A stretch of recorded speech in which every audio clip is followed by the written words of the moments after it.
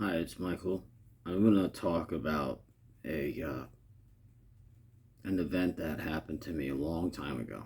I've never shared it before, and it was something that I didn't quite understand. I didn't really have the knowledge to accept what it was or what it could be, but it happened. It's a near-death experience. This happened in March, early March of 1993. I used to surf with my friends, and I'm going to try to speed it up so I don't bore anybody. And I missed track practice that day. And the reason why is we had a very big cold front that came through a few days ago. There was a low pressure system in the Atlantic, and there was a very large swell coming from the northeast. So three of my other buddies said, hey, let's go.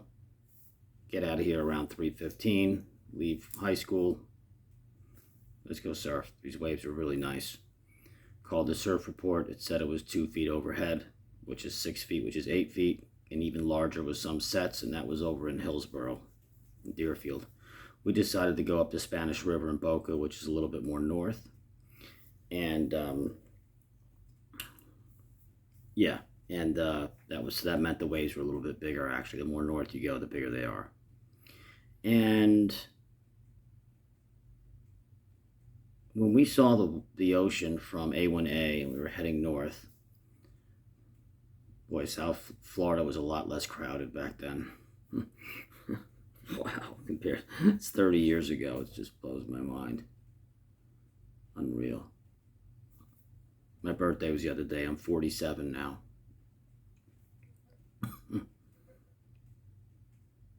What's the alternative? Not getting the 47? That's what I keep saying. So that's makes those birthdays more tolerable. You can see the water, the ocean, and I remember saying, oh my God, these waves are huge. I'm used to surfing back then, maybe waves that were between 2 to 5 feet, 2 to 4 feet on average, waist to chest high. These were big. Maybe 9 to 11 feet high. Yeah, they were huge, almost double overhead.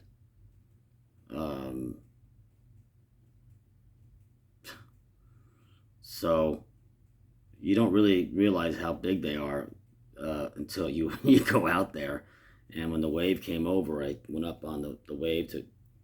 It was a roller, so I was able to just sit on my board and go over it. And I looked behind me, and I could see my buddy down there, and I felt like I was on top of a 2-story building,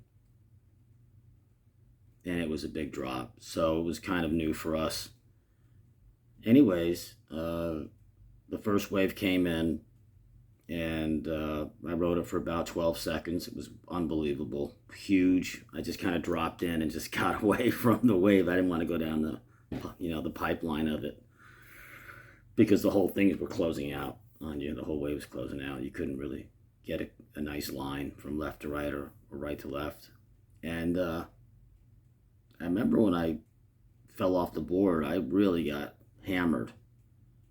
And it took a while to paddle out there because these waves were, again, 10, 11 feet, probably just, the surf report was at 2 to 3 feet overhead. But that was at lunchtime, and we were out there at 4:15, 4:30.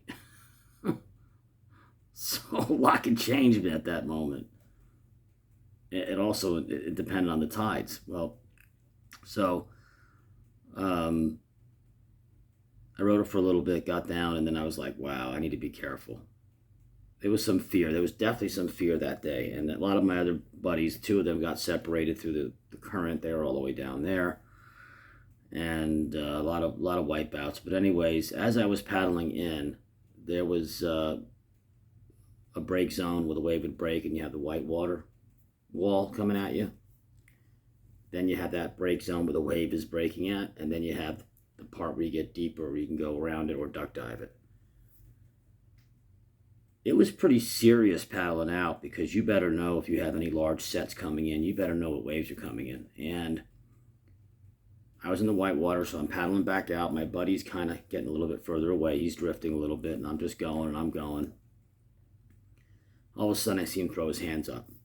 And I'm thinking, okay, there's a big set coming in, meaning that sometimes in surfing, you'll have these just bigger waves come out of nowhere. These were probably close to double overhead. I mean, this is way out of my league.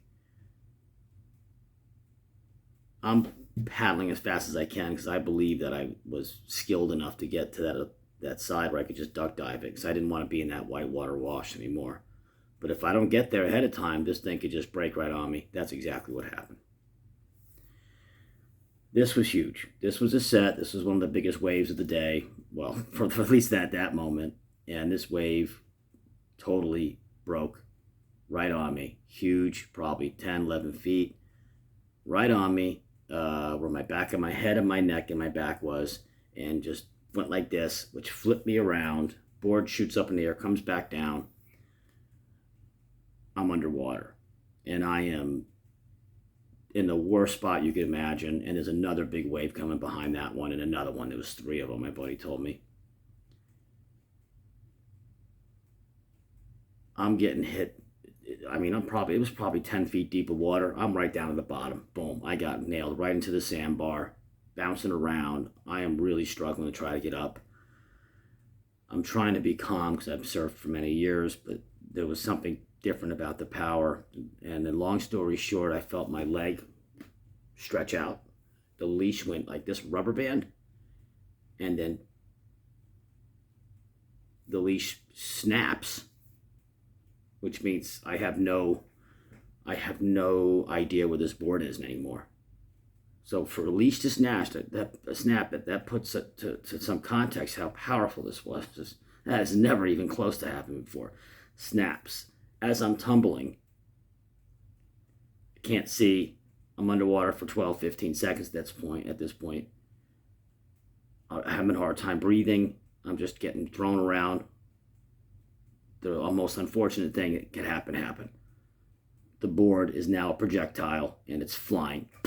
Smashes me in my face. I don't see it coming. I have no idea where it is now. It's in this big white wall that's 6, 7 feet high of white water, just totally flying around like this, and it went right across my face, broke my nose in 2 or 3 places, gave me a very big black eye, a lacerated scar here.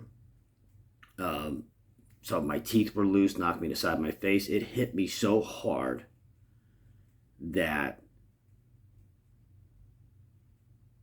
I felt this instant pain, but again, it's like the punch you don't see coming. So I felt pain, my nose I knew was broken, and then all of a sudden I'm out. I'm out. I got knocked out.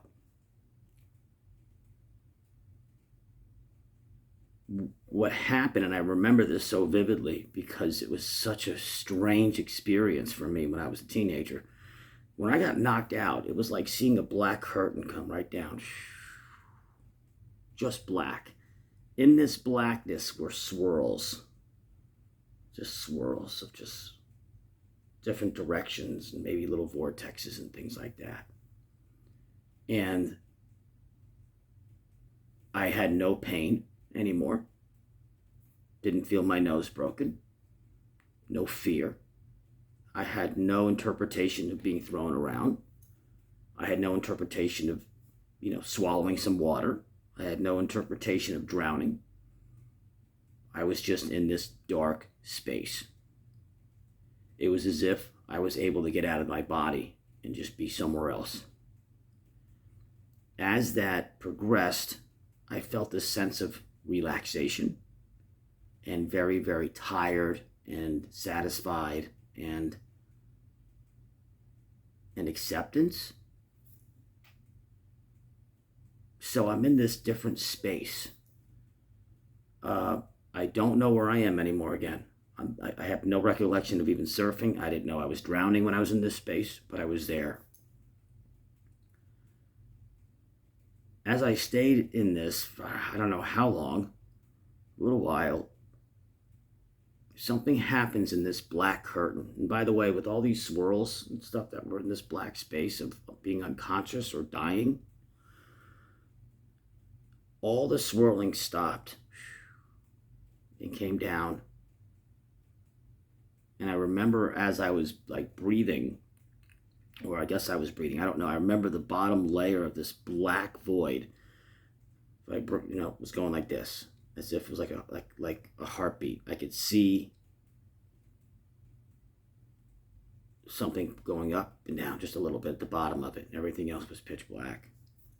No pain, no suffering.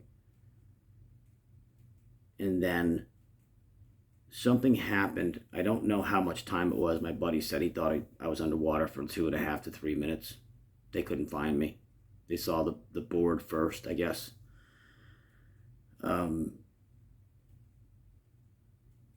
Something appeared in this void, which I guess surprised me as I was just, I felt like I was falling asleep too. And that was okay as well.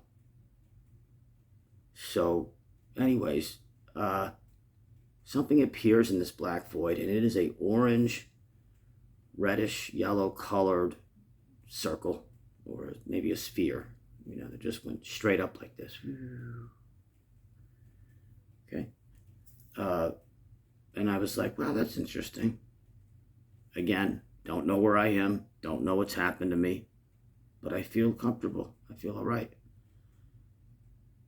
Then it comes back again. It's like a little baby sun, and it goes up. It would come from the bottom of it would come from like below the ground, and above. So it came from my perspective, just from always down going up.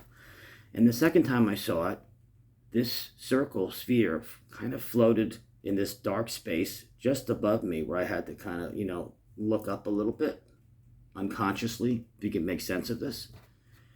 And this glowing orange sphere then projected a hand that came out just above me. I said, oh, isn't this interesting, Wow, what's this? And I try to go and grab it. As I line my hand up to grab it, my hand goes right through it. Okay. Back to my black void again. Comfortable, relaxed, no pain. Not sure what's going on. This orange thing comes back again. Goes up above me. Look up. And again, this isn't an unconscious dying mode, I guess. I don't know. I think I was in the process of dying. And this thing goes a little bit higher again, and I go up there, and a hand comes out of this. It's a golden orange hand. Human hand. And I'm trying this time to reach that hand again. It goes right through it. I reach it, but I go through it. Back to my void. Looking around. Comfortable. Dark. The only thing I can see is a little bit of a bottom where it's like up and down. That's it. Everything else is totally calm. Damn it, that orange and red sphere comes up again. It goes right down the middle. I look up again. Turns into a hand. Now I'm trying harder and harder to get this hand. So I feel like I'm struggling in this dark void of nothingness. But it's filled with some sort of love and peace. And the hand extends, and I go out, and I tried really hard, and I got it. But I went through the hand again. I'm like, oh, okay, whew. Don't want to do that anymore, right? And then it comes another time. Oh, this time it's a little bit higher now. And I'm like, now what do I do? I'm like, oh, I got to get that hand. So at that moment, after about 3 times of seeing this thing, for some reason in this void, this black void, where I've left my whole body and the way I feel and my pain threshold and my breathing, everything was sidelined. I don't know where I even was. But for some reason, this motivation inside of me, or wherever it came from, or outside of me, told me that you need to go grab that hand again. Because every time you try to grab it, you're not grabbing it. I kept thinking, like, I have to do this. It must be done. And at that moment, in some weird way, nothing mattered. I didn't matter. I didn't even know who I was. I didn't know what I was. I don't know what I was doing. My family didn't matter. My friends didn't matter. Food didn't matter. Air didn't matter. Oxygen didn't matter. Shelter didn't matter. Only thing that mattered was I was going to go up there and grab that hand. That's all. It was everything. It was absolutely everything. More important than food, shelter, water, relationship, love, fear. Everything, for some reason, was about to grab that hand. And I went up again, and I'm really struggling in this black void to move or to navigate, and I got there, right through the hand. Yeah, okay. I'm coming back down again. Shows up again. Now, glowing sphere goes up. Now it's even higher. I feel like I'm just in this weird space. I don't know. I don't even think I knew my name.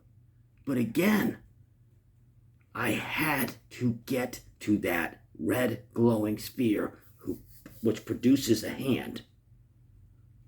So in the glowing sphere, it's like this. Then you see this hand. And the hand's like down like that. So here's the sphere. You can see this hand. It's coming at you. And I can't. This is high. This is a higher one. I can't get to it. And I'm trying. So the hand goes a little bit lower. And I'm like, okay. And as I try to go it goes higher. It's like somebody feeding, the dolphins at SeaWorld, and they got a fish, and the dolphin jumps up, too bad. One of those things. Or when you're playing with a dog or something, the toys in your hand, they're trying to get it, and you're making it harder. It was doing that to me. But again, all I cared about was getting to that hand, and I wanted to grab it. So I really went hard, and it kept going higher, and I kept going and going, and finally, I got the hand. Right through it again. And I'm like, what is this? And then this golden orange sphere did not come up from the bottom in my black void. And then I saw something above me shine, and I look up, and it's right above me. I don't know who I am. I don't know I'm drowning. I don't know that I'm dying. Obviously I was, but something was intervening. So I look up above, and it's right above me now. It's right above me. There's no hand. It's right there. I'm like, whoa. So it gradually got me to go up. Why? Because it was getting me off the bottom of the floor of the ocean, 10 feet deep. It was getting me up. My body was moving, even though I was unconscious and drowning. That's what ultimately it did. It had to have done that. So here I am looking straight up. What is this golden sphere going to do now? It's no more hands. I'm just like, again, from the unconscious perspective, I'm looking straight up. There it is. I look at it, make eye contact. This thing goes right down my body, comes right at me, comes from my head to my shoulders, down to my hips, and this little sphere, expanded into like a hula hoop that went right down my body, a ring. It was like a freight train of light. And when that happened, bang, the black void is gone. I feel pain in my nose. My eye is swollen and shut. It can't open. I got bleeding, but my teeth are loose. My base is smashed. My nose is broken in 3 places. It's fixed now, thank God. I'm in the water. I can't breathe because I've swallowed some water. And I'm drowning. The fear meter went up even higher because I didn't know what was going on. I got unconscious and I was dying. But I remember this thing, like a gigantic lightning bolt right down my back, boom. And I'm like, oh my God. And I'm looking up. My eyes are burning. I'm dizzy still. And then all of a sudden, I looked up and I'm like, I'll never make it. I'll never make it up. You have to understand, I was so exhausted. I was so tired. And then all of a sudden, something clicks and I just get this energy, not from inside. It did not come from inside of me. I felt something from the bottom of my feet come up into my body and just give me this adrenaline boost, this electrical short-circuiting energy. And when I felt that come from my toes all the way back up to my pelvic area, to my legs, my pelvic area, my elbows, my biceps, my triceps, all the way up to my neck, eyes, brain, that gave me this last jolt just to go straight up, go like this, and pierce the water, shot out of the water. I never have done anything like that. I shot out like a damn porpoise. It was incredible.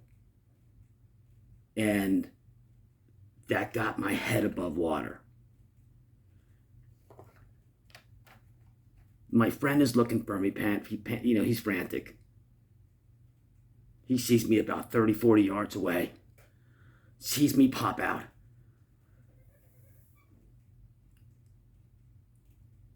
To my utter disbelief, my surfboard is literally 5 meters away, 20 feet away from where I'm at. This huge thing that just happened. And I'm having a hard time keeping my head up, right? The surfboard gets pushed over to me by a little teeny, wave of white water. It just kind of just went to me. And I'm thinking, like, how do I keep how do I stay up? Now that I broke this seal of water, how do I get to the board? Well, the board could have been all the way this way or that way. It could have been hundreds of yards away from me. It was relatively close. So I'm trying to paddle over there. My buddy's paddling to me. And it's like, as I was going toward the board went like this. It met me. I got on that board. And I just said, oh my God, I'm alive. I'm fucking alive. Oh my God. My buddy pulls over. He's like, holy crap. He's holding me up. I'm on my board like this. I'm bleeding everywhere.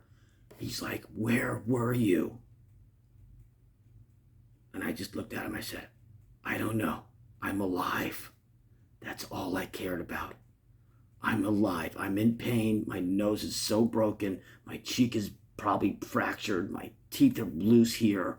Everything's bleeding. He's like, where were you? I'm like, I don't know. How did you get out of the water? You've been gone for 2 minutes. That was his ballpark figure. Could be even longer. And then one of the buddies was over there outside, and he wasn't even aware, but he said he couldn't see me either. They were looking all over the place. There were a few other surfers that were like, whoa. Some people even paddled in trying to find me. And this one other guy came by and he's just like, how did you get out of the water? We thought you were drowning. I said, I think I was. And at that point, they just were all asking me these questions, but I couldn't answer them because I was so physically exhausted. My face was in an unbelievable amount of pain, and everyone was like, well, how did you jump out of, how'd you get out of the water? How are you breathing? I sped up water. I was almost throwing up. I was throwing up. And I'm like, not now, just get me out of here. I owe everything to that moment. I should have drowned. That curtain wall was bang, this reality's over. Something that was intelligent, that was loving, that was caring, was totally aware in this ether, in this earth simulated game, knew the second I got smashed with that board, I'm dead. And something intervened in my unconscious state. That's what happened. And what did it do? It dangled that life carrot. Keep going, keep going. I feel wonderful. I feel great. I didn't have the energy, if I was conscious, to do that. I was already struggling and drowning to begin with. How could I have the energy to keep trying? It was making me go higher and higher and higher. It knew that if I was totally aware at that point, I didn't have the energy to do it. I was done. Plus, I just got hit in the side of my head. So it took me into an unconscious void that I get hit in the head, and it made my unconscious impact the conscious by going higher, because I felt wonderful. I felt love. I felt peace in this dark void. And that light was so beautiful. And that hand came out like this. It was the most beautiful thing I've ever seen. I was so fascinated with it. And it just kept dangling that carrot. Good. But it let me hit the hand, but I could never touch it, but I got it. I got it again and again. Everything in that moment was just, I have to get that hand. That type of inspiration and motivation within me to do that came from some other place. It did not come from within. It came from outside. Something was injected in me in that unconscious state. Because all I wanted to do was just sleep. But every time I saw that beautiful object, look like a little a star, a sun. Every time I saw that, it was like, yeah, I need to get that. It knew what I needed to get out of this void, this very comfortable place, to get out of that water. And when it went through my body at the end, it was right above me like a brink. I could not break that surface still. I was still probably 2 feet. It probably got me closer to it. But that's what gave me some sort of an electrical shock, to where I was kicking my feet and shot up in the air like that. And they saw me, like my waist almost came out of the water. You don't see that from somebody who's missing for 2 or 3 minutes underneath the water, tumbling and smashes their face with a surfboard. I get up, I'm trying to find my board. I'm still struggling. I'm alert, I'm in so much pain. I swim toward the board gets pushed right to me. That's what a lot of people said. It's like that board was like a magnet towards you. They saw the board move closer to me than I could to the board. Out of all the directions in this ocean, are you kidding me? I owe everything to that. And that's, for me, that was the moment that I never shared. I feel comfortable now because of the platforms that we have. But I just didn't understand it. I thought it was some sort of weird hallucination or just a dream or something. No, it saved my life. I realized that thinking about it a lot a few years after the event. I'm like, something saved my life. Of course, I said it was God. It could be the larger consciousness system. It could be a guardian angel. It could be one of these spiritual guides. It can be whatever you want it to be. But I promise you this, it's real. And it loves you, and it loves us. And it's very hard for me to explain this story, but it really happened. And that's why when I even started this UFO journey, I had an advantage.